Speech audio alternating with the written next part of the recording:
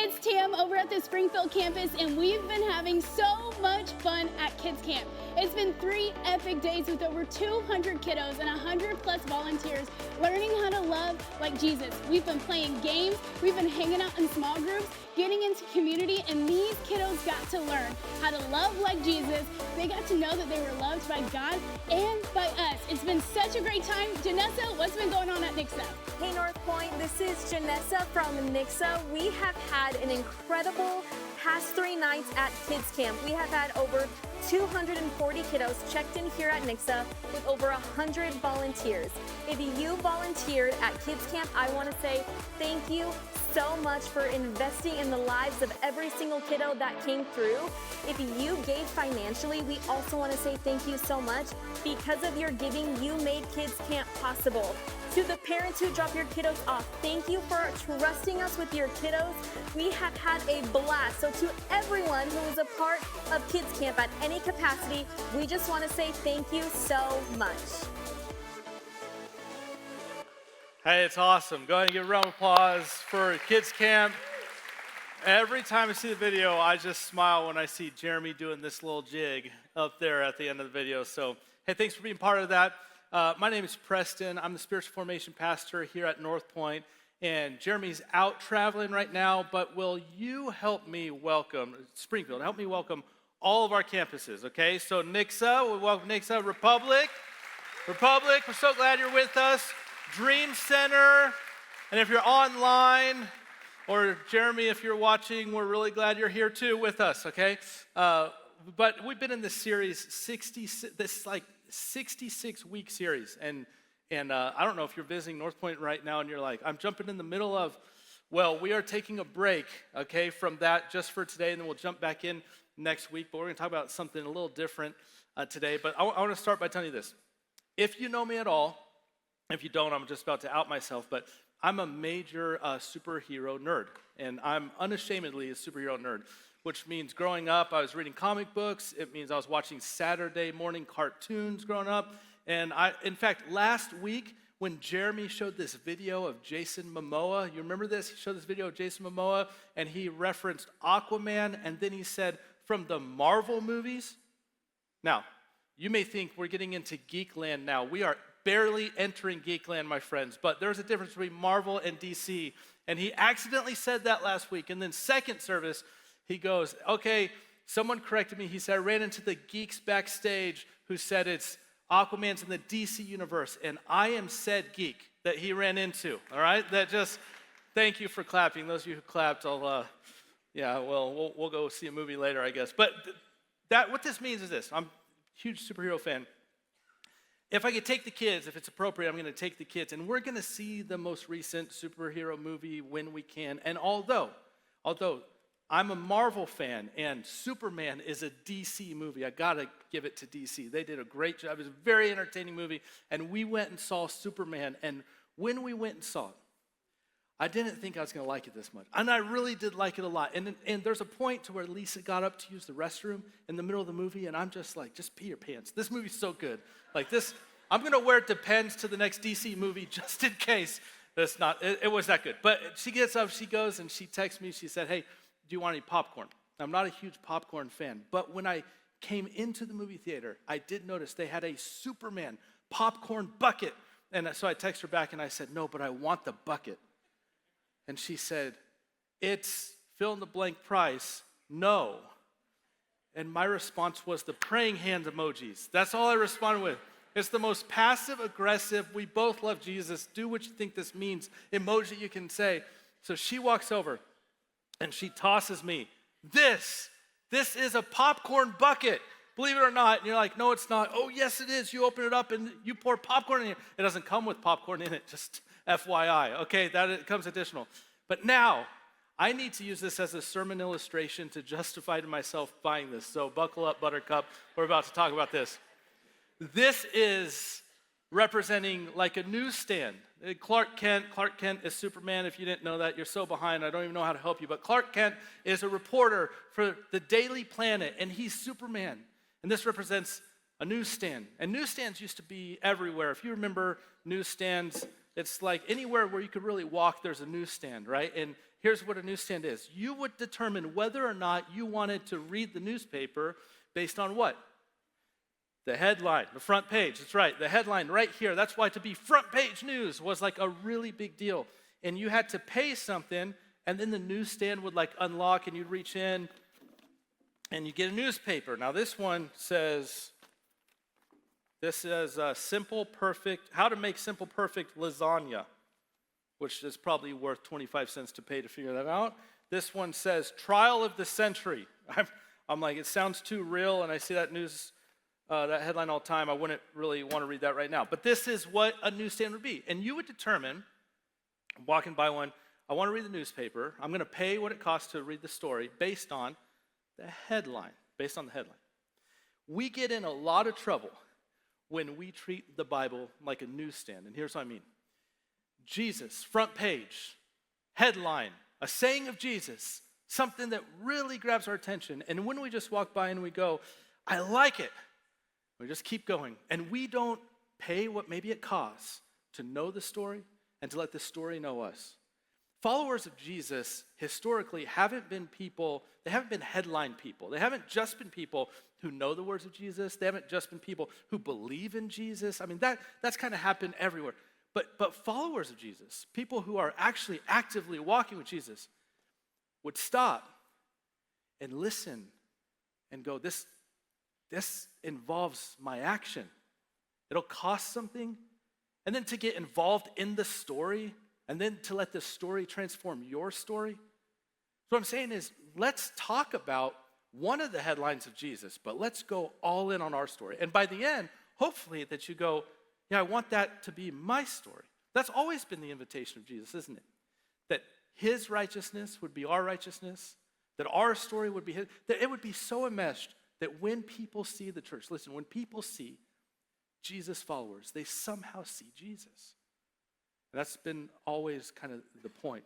So there's headlines of Jesus that you're probably used to. Some of these would be like this: ask, seek, and knock, and the door will be open. And listen, if you're just kind of a headline person and you go, knock and the door will be open, and you just live by that, and you don't get into the story, maybe you're like, okay, I can knock, I can pray. There's a lot of things I can pray for. Lord, I pray for, I am knocking on the door of heaven, and I'm putting it on my pillows, and I'm putting it on the bathroom mirror, I'm writing it on a little post-it note, and I'm knocking on the door of heaven. There is so much more to that headline.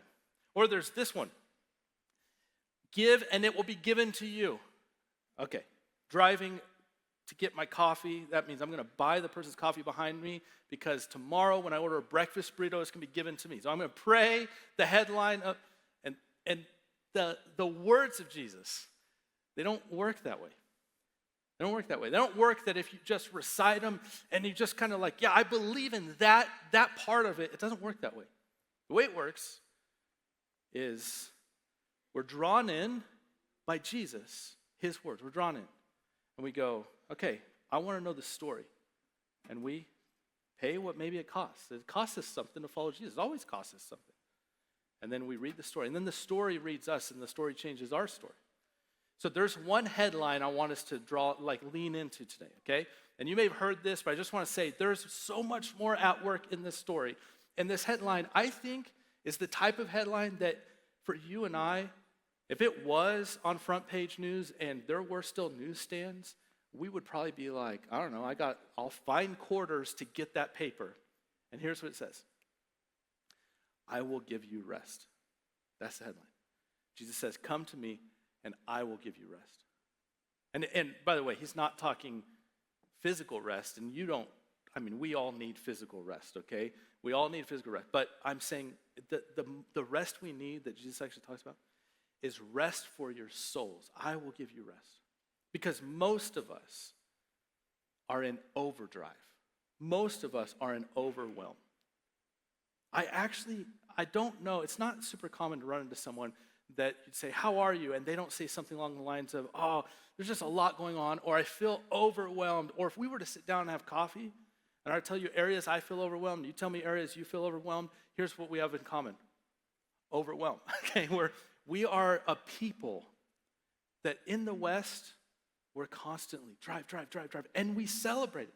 Like, we celebrate the person who goes, I got 3 jobs. I'm taking all the kids, and I don't have any margin, but when I do have margin, I take the kids to all their piano practice. And then one of my kids wants to learn tap dancing, and we live in the Ozarks, so surely there's a tap dancing instructor somewhere, and so I'm going to take them to that. And then we got volleyball, and there's all kinds of things.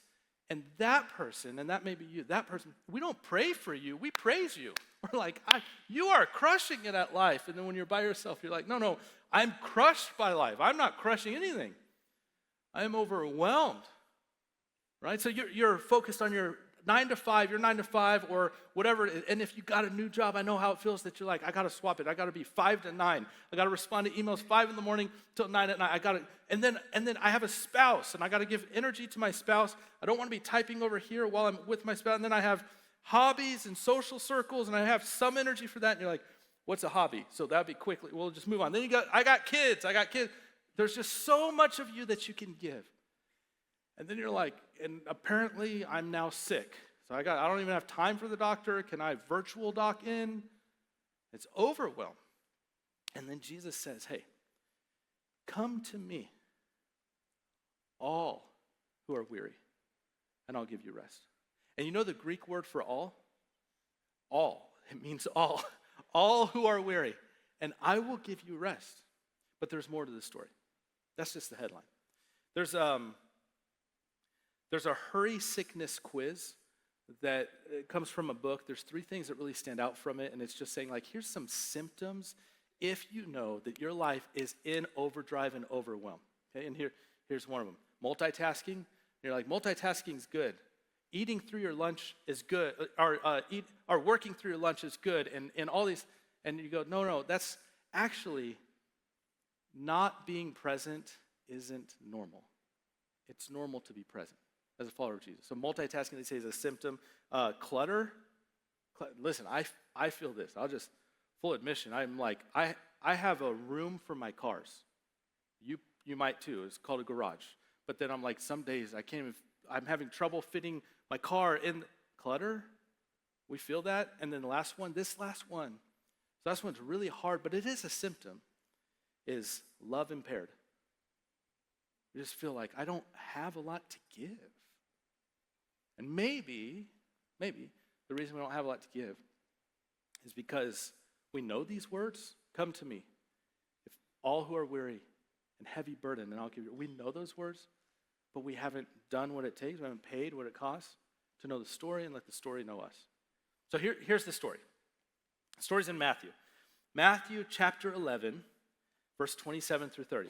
Come to me, all you who are weary and burdened, and I will give you rest. Take my yoke upon you and learn from me. Which, those are actions. Like, take it upon you, learn from me, for I am gentle and humble in heart, and you will find rest, not for your bodies, rest for your souls, which, to be honest, I'm so glad he says souls there, because I'm like, I can take a nap or I can take a vacation. I can't take a vacation for my soul. I don't know how to do that. Jesus says, I'm the one who can provide for your soul. For my yoke is easy and my burden is light. There's a pace to Jesus. There's a pace to him. Like, I don't actually know, if we were sitting talking to Jesus, part of me might think, like, he's just talking at a different pace. He moves I don't find a scripture where Jesus is running, which is why he's my guy. I don't like running. I mean, Jesus doesn't run. There's a pace to him. And this idea of yoke, taking on a yoke, let me show you what a yoke was. Here's a picture we have. A yoke is that piece of wood in the middle, okay? And you would fasten 2 oxen to a yoke. And here's what's fascinating. There's no such thing as a single ox yoke. That's called a leash. And you don't put a leash on ox for obvious reasons. So you would fasten 2 ox to a yoke. And that yoke was mostly for agricultural reasons, would pull heavy burdens, actually. And when they would fasten it, they would not get 2 ox that were the same. Typically, because you kind of run out of that, or one would get too old and tired and frail. So what do? They take an ox that has learned before, an ox who knows what the rhythm is to not be overburdened, an ox that actually is really good at carrying burdens. And then they'd get a younger ox, and they would fasten a younger ox there, and this ox would learn from this one. So this one here, the younger one, is now learning the direction, is trying to pull out, and this one's pulling it back. This one's trying to go faster, and this one's pulling it back. This one's getting tired, and this one's pulling more on its back. You follow me? So when Jesus says, come to me, we go to him. And then when he says, take my yoke on you and learn from me. Any farmer in that community, actually most people in that community would be like, that's a brilliant illustration. I get it. Because I just fastened a younger ox to an older ox, trying to teach it. And it's learning. And it's a little like agitated and it's irritated. I put it in your notes like this. It's one thing to be busy. It's another to be breaking. And it's a crisis to be both. And I think what's happened is this. We have fastened ourselves. Hear me. We fastened ourselves to everything except Jesus when it comes to the pace of life and the things we need. And it's overwhelmed us. We fasten ourselves to our neighbors. And we're like, well, they have, and it overwhelms us. His pace is different. And when we think maybe, well, this isn't really that big of a deal. Oh, it's such a big deal. Because to be overwhelmed and follow Jesus means that we're not following at his pace. We're not following at his desires. We're not following and learning from him. In fact, there's a theologian named Dallas Willard. He's since passed, but he was asked, can you summarize Jesus in one word? And you would think that someone like him would be, he's brilliant. He would go divine, or I don't know, he'd maybe make up a word. And he says this in one word: unhurried. Unhurried. Historically, throughout the church, followers of Jesus, people who pay what it costs to be part of the story, those people, historically, they are people who are yoked to Jesus. Their souls have found rest. Let me show you just a few of them. In the 4th century, a theologian said, I have often repented of having spoken, but never having remained silent. And we live in a chatterbox on our phones and with people.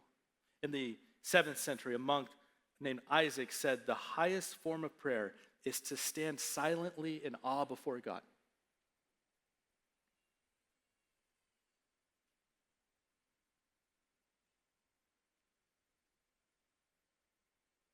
And that's like 7 seconds of awkward.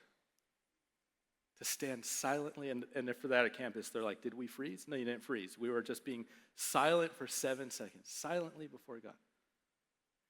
In the 1800s, a saint named Saint Seraphim said, acquire the spirit of peace, and thousands around you will be saved. And then let me quote Dallas Willard one more time. Dallas said, hurry is the great enemy of the spiritual life in our day. You must ruthlessly eliminate hurry in your life. Ruthlessly. So here's why I tell you that. Something has gone terribly wrong when a lot of us have heard this idea that Jesus gives rest. Come to him and he will give you rest. Yeah. But we've been so sucked in to overwhelm and overdrive and burnout, whatever word you want to use there. But historically, the people of Jesus are people of peace and calm, and they're changing the world.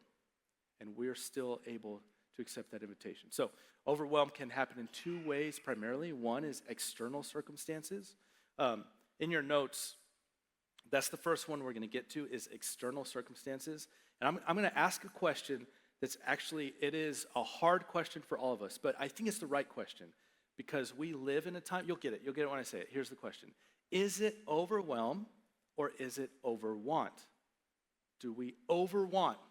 Are there just things we always, again, go back to the idea of being yoked to something, being tied to someone or something that's helping you pull the burdens of life and move forward in life.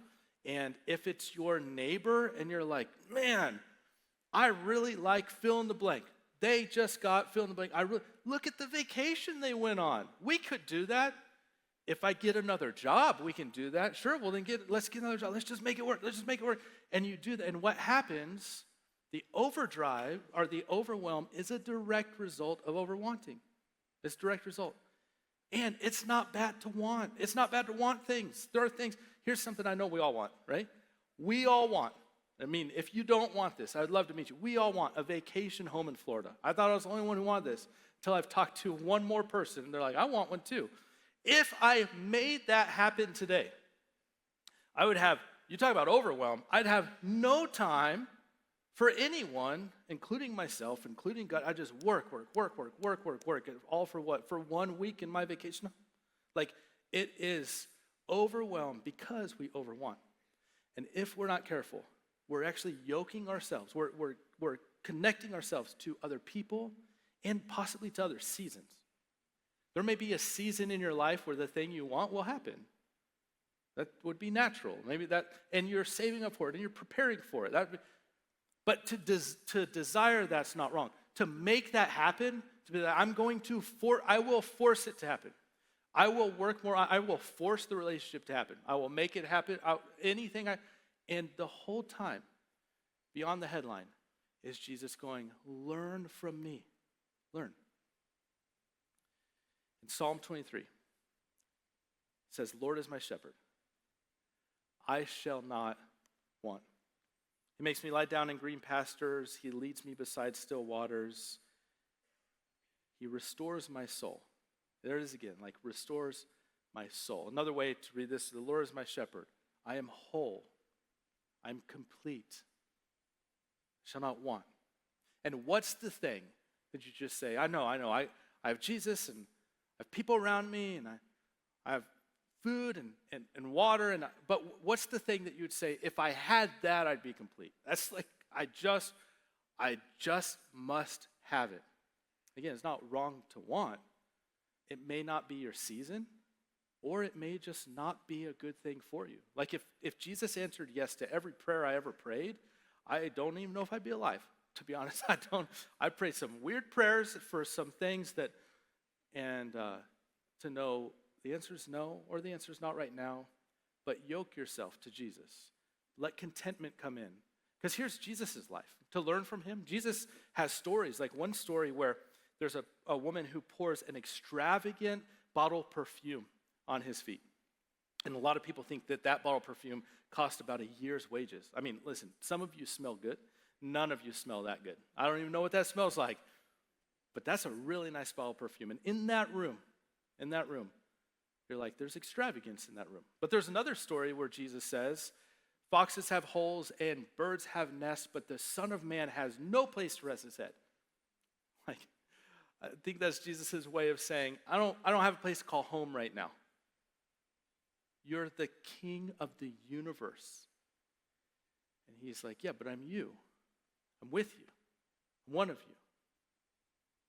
And there's even seasons for Paul, who wrote a lot of the letters in the New Testament, the books in the New Testament, where Paul is like, there's times where his ministry is funded. Like, it's funded and it's kind of prosperous. There's other times where he's in prison.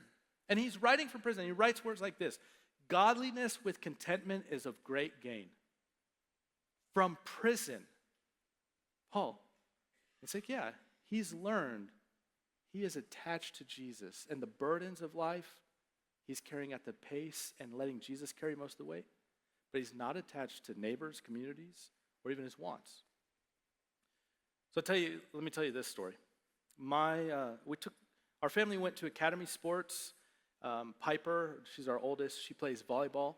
She needs some volleyball shoes. I actually thought that the shoes she had worked, and then it's like everyone I asked is like, no, you actually do need to get volleyball shoes. So we went to volleyball shoes, and then Brennan, our youngest daughter, as we're in Academy Sports, she's like, Dad, have you seen the cleats? Have you seen the soccer cleats? And I'm like, Brennan, I didn't even know you knew what a cleat was. Not for any reason other than you don't play soccer, right? And let me tell you, full admission, why she may not play soccer is because I've been her soccer coach once before, and I also don't play soccer. And it was so bad that I would call Jeremy Alvarez, the campus pastor at Nixa, on my way to soccer practice and go, what drills do I do with these kids? I don't know what to do. And he's like, just like, pass. Okay, what else do I do? So she may not like soccer because of that, but she loves loud colors and pink and glitter. So she's like, Dad, the soccer cleats, they're so cute. Can you come see them? I'm like, yeah, I can come see them. So we go look at the soccer cleats, and as we're doing that, she asks this question: can I get some cleats? I'm like, no, you can't get soccer cleats. Why? Because Piper's getting shoes. It's like, yeah, Piper plays volleyball. She goes, well, if you get me cleats, what do you think's next? If you get me cleats, I'll play soccer, right? And you're like, no, that's not how it works. I'm not going to get you cleats and hope you play soccer. You got to play soccer in your shoes and get some stains on them, and then I'll get you cleats. She's like, no, but it's not fair because somehow, I'll be honest, somehow I almost was manipulated into buying soccer cleats for my youngest daughter who doesn't play soccer. But I held my ground until they asked for a baseball glove, and then every kid needs a baseball glove, and then I caved in. But I'm just saying, like, the soccer cleats. I'm like, Brendan, it's not even soccer season. Like, it's not even the season to play. If you wanted to play, it wouldn't make sense, not the season, and you want cleats because your sister got them, and then it's like, yeah, this is our overwhelmed problem. She's just showing what we all deal with. Hey, my neighbor, my friend, these people, look. Or it's the wrong season. And Jesus is going, learn from me. Yoke yourself to me. Learn from me. My burden is easy. It's light. In your notes, I put it this way. The struggle isn't always what I carry. It's what I'm reaching for. So I'm going to illustrate one more time, and then we're going to move to internal circumstances, internal reasons, emotions of why we may be overwhelmed. It's not always what I carry. When I go to Costco, I usually go to Costco telling myself I'm going for one thing, okay? And I like going just for the rotisserie chicken, to be honest. The rotisserie chicken, I don't even know how you raise, kill, and cook a chicken for under $5, but Costco's figured it out. I'll even stand in line. We're waiting for the rotisserie to be done. And then here's the problem. Lisa will call me, and I'll say, hey, honey, how are you? She'll say, good. Are you still at Costco? The dreaded words. Are you still at Costco? And I'm tempted to just lie and say, no. And then I know it's going to be like, well, why aren't you home yet? So I'm like, yeah, I'm still here. And she goes, great. Can you pick up some bear chicken nuggets for the kids and some spinach and get some Greek yogurt? And can you get the jalapeno poppers for the this? And then I just say, here's my rule. If it's over 3 items, I know she's listening. If it's over 3, I just need text. That's why rotisserie chicken, milk, fine. We hit 3, I just need text. And the text comes in, and those 5 items turn to 10 items. Now, I have my chicken. My problem is I don't have a cart because I came for what? A chicken. I came for a chicken. So now I'm like, okay, I can pile all this in. I think I can. Now here's the deal. I have seen so many North Pointers at Costco, and if you're like, I've seen you without a cart, you know what I'm talking about. Okay, I'm just piling it in, and as I'm walking, and I barely make it work. And at this point, if Lisa calls, forgive me, I am not answering my phone. Okay, there's no way. I'm walking. But it's Costco, not Sam's Club. So I see samples, okay? And I'm like, yeah, I could try that pizza.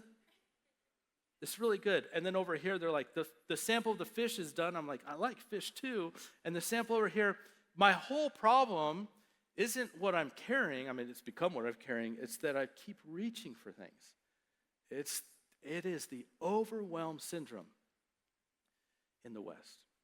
So if that's you, I just want you to know, Jesus has a better way. But he does say to find rest in the overwanting, we attach ourselves to him and his life and his rhythms. But then there's another way that we get overwhelmed, and that's internally.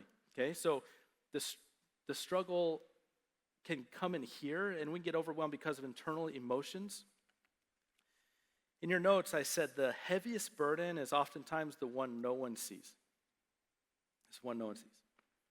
And I would add this. You don't have to put this in your notes. Just remember it. But God does see it. And I'll add one more phrase. And God has felt it. He's felt it. The fact that the Christian story is that God came to earth and walked among us and dwelt among us, fully human and fully divine. The mystery in and of itself. Fully human, though. Experiencing the full emotions of what it means to be human. He's felt it. In fact, in Mark chapter 12, this is right before Jesus is going to the cross, and it's the night before, and he's wanting to pray with his disciples. And it says they went to a place called Gethsemane. It's like the place of pressing is what that means. And Jesus said to his disciples, sit here while I pray, which he's about to save the world, so it's not an outlandish request. He took Peter, James, and John along with him, and he began to be deeply distressed and troubled. And look at this phrase. My soul is overwhelmed with sorrow to the point of death, he said to them. Stay here and keep watch. My soul is overwhelmed with sorrow. Jesus is actually referred to elsewhere as the man of sorrows. My soul is overwhelmed. And if we're honest, yeah, we have overwant. Overwant might be because we haven't dealt with here. The overwhelm here. And we're trying to somehow fix it and somehow, and here is where we could continue. This can sound like a church answer, but hear me, it is a church answer and it's the right answer. To go to God in the internal overwhelm that happens here is the answer.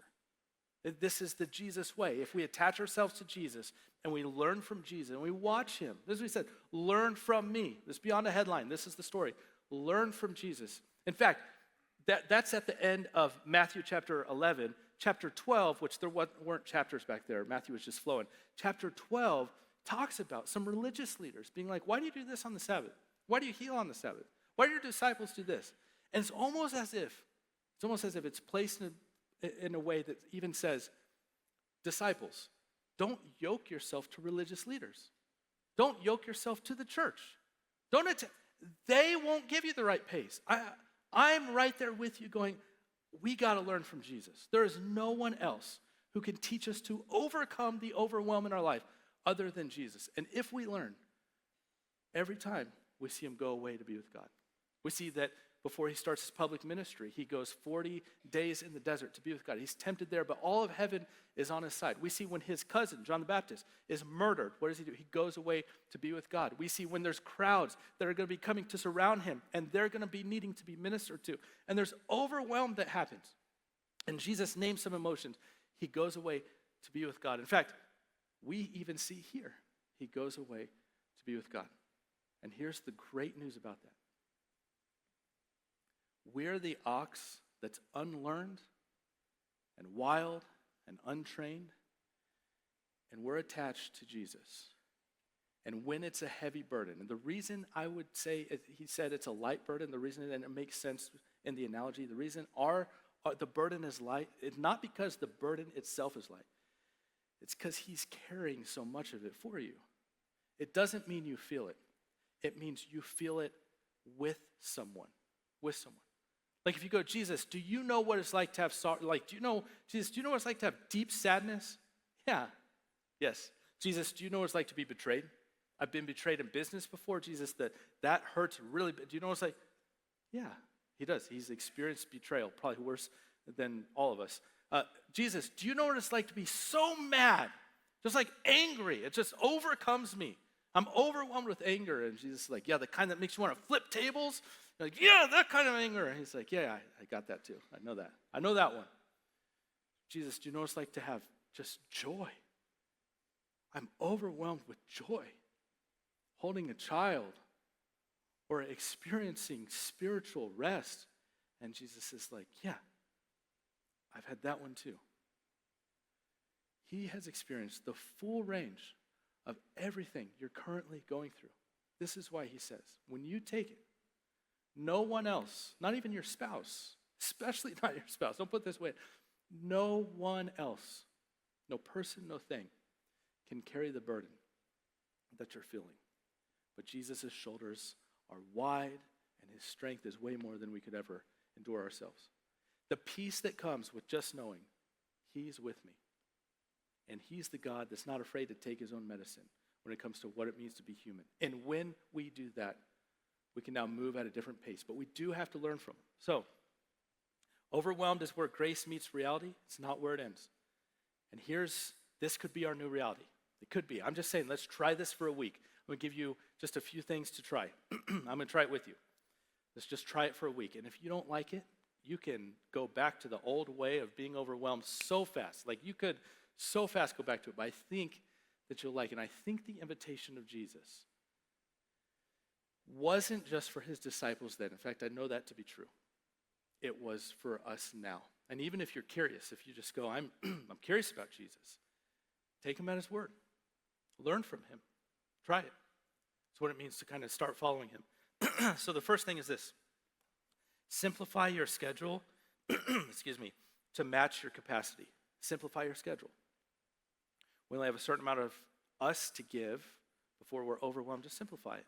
Maybe create a to-don't list. These are the things I don't want to do this week. It's not legalistic. You just go, I'm going to learn from Jesus. I'm going to simplify my schedule. Could be something like, some of you are going to be like, that's crazy. Others of you are like, I know what that feels. Could be like, I'm not going to text at a stoplight or while driving. Why? Because it's really unsafe. And the pace. I need to change my pace. So create a to-don't list. Simplify your schedule. The second thing is this. Practice spiritual rhythms that invite his presence in daily. Just practice them. We have 5 habits at North Point where we say, like daily integration of Scripture and awareness of God's Spirit and arrows. We have 5 habits. And we recently started this kind of 66-day challenge that and hundreds of North Pointers have signed up in different areas, that if you sign up, every day there's a easy, medium, hard track for whatever habit you want to develop. In the awareness of God's Spirit, I'll just pick one of them. One day, it said, go outside. I think it's like the medium track, okay? Go outside, take your shoes off, put your feet in the grass, and for 5 minutes, remember that you are deeply rooted in Christ, that Christ is your foundation. Now, if you're sitting there and you're like, that's so stupid, it's only stupid because we're going so fast, and we just don't know where it is to have a rhythm, a spiritual rhythm of peace. Now, majority of you aren't thinking that. Majority of you are thinking, I wish I had 5 minutes. I wish I had 5 minutes. Try it. If it's helpful, the 66-day challenge, just go in the app, sign up, and it's going to give, and it's not about, did you do it today? It's about, how was that for you today as you follow Jesus? So integrate rhythm. And the last one is regularly reflect on your desires versus distractions. Regularly reflect on these. Desires, when we're walking with God and have wants and desires for things that maybe are later on in life, or maybe are now and we just need to work for them, and maybe we need to create margin for them, or maybe we need to save for them. Those aren't bad things. Those aren't bad things. Distractions, though, would be the over-wanting that we just talked about. And when Jesus says there's a narrow road and then there's a wide road, and the wide road leads to destruction and the narrow road leads to life, I used to think the wide road leads to hell and the narrow road leads to heaven. And then I read about it from people much smarter than me, and they said, no, it was the Rabbi Jesus talking about the wide road. The wide road has room for so many distractions, so many things that stop you from even moving on the road anymore. So many comforts and distractions that keep you away from going where God wants you to go. And that's destructive. That's going to lead to destruction. The narrow road's more focused. And there's an invitation there. So, if you're overwhelmed, there is this headline, come to me, all who are weary. But there's something that we do. In fact, let me do it like this. I'm going to move everything I can out of the shot. Is this out of the shot, Cage? Okay? Because it looks cluttered. It gets cluttered. Move this out of the shot. I'm going to move this out of the shot. If we can we make this? There we go. We'll make that go black. Okay. I don't even, honestly, if you're at one of our campuses or watching online, I don't even know how this translates online. I don't know how it translates. The production value of what I'm doing right now is really low, and that's the point, okay? I want you to see, I want you to see not being overwhelmed as much as possible. See simplicity a little bit more.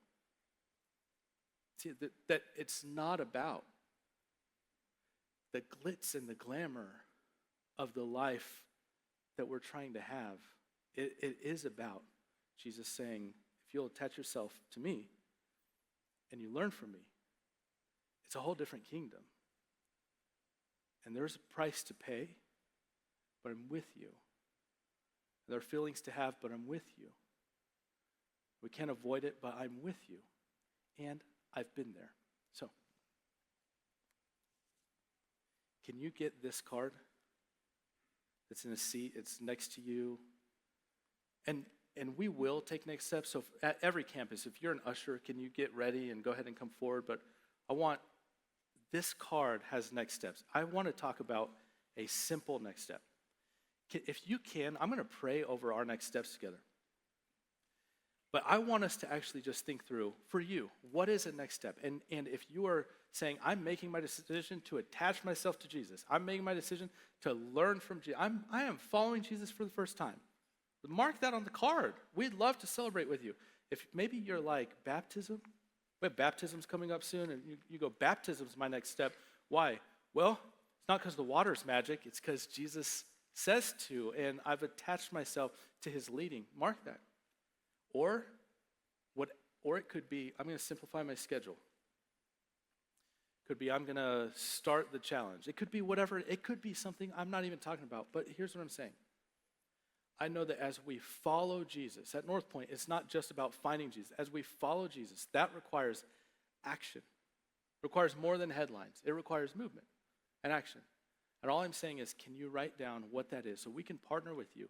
Not because we're the strong ox in this model. No, we're the dumb, stupid ox too. Well, I'm not calling you stupid. I'm calling me stupid. Okay, we're the immature, smaller ox too.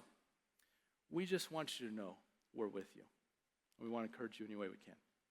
So I'm going to pray for this as you're writing, or if you're thinking about it, just join with me in prayer. God, we're grateful for next steps.